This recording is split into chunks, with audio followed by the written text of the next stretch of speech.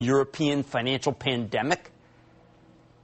For as long as I've been in the business, and we're talking about 30 years, there have been days where we washed out all of the sellers, when everyone who wanted to sell sold, and we caught a real bottom, a tested, terrific bottom, one that lasted, one that wasn't just tradable but investable.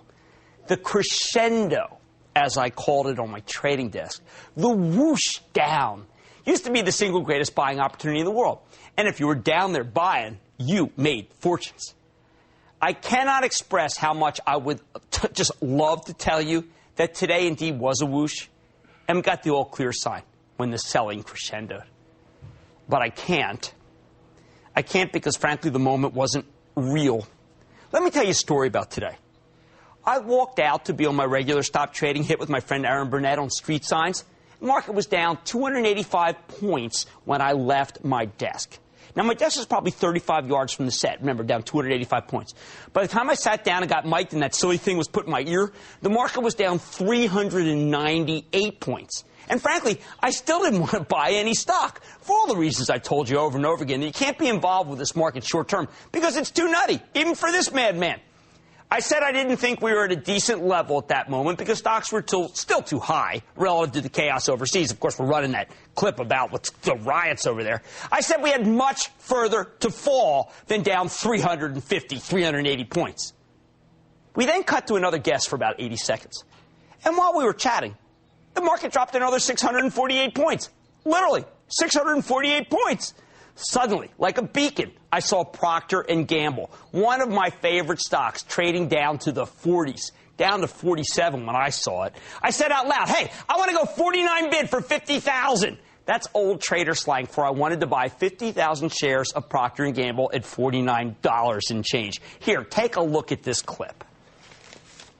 It can't be there. That is not a real price. That stock was down 2%. Just go buy Procter. All right, this is an unprecedented Just go buy Procter & Gamble. They reported a decent quarter. Is there a hedge fund that is liquidating? Is there a distressed seller? A 49 and a quarter bid for 50,000 Procter if I were at my hedge fund. I mean, this is a good opportunity. They were just taking that. I mean, that's an incredible. I mean, that name. Nothing has changed for Procter & Gamble in the past 4 minutes. When I walked out, it was at 61. I'm not that interested in it. It's at 47. Well, that's a different security entirely. So what you have to do, though, you have to use limit orders because Procter just jumped 7 points that I said I liked it at 49. So, I mean, you got to be careful.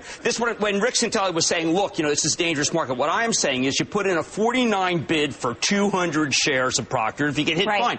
This is very much 1987-like, a little different from 2007-like. So, in 1987, there was a breakdown where Procter goes from, say, 50 to 12, all right? And, you want to be there at 13.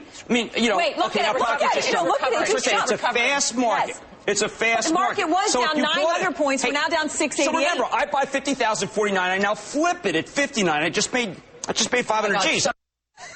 Okay, that truly was a great trade. I hope you're watching that little box in the left corner because you see that it went from 49 to 60 in the time that Aaron and I were chatting.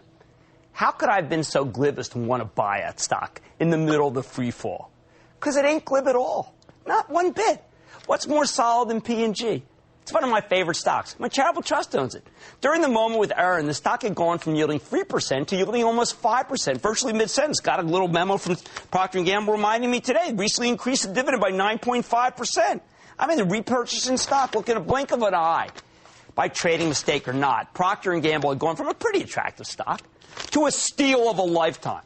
From good to unbelievably, absolutely fabulous best in show, with a rock-solid, just recently raised, accidentally high yield that, frankly, was too juicy to ignore. It's one of the greatest non-trades in history. Because no sooner did I say that the stock was down there than it was at 61. It actually outperformed the rest of the market today. Down less than $1.50, almost a minute later. Someone who listened should buy me a porterhouse and a premium draft brewski at the best joint in town. Now,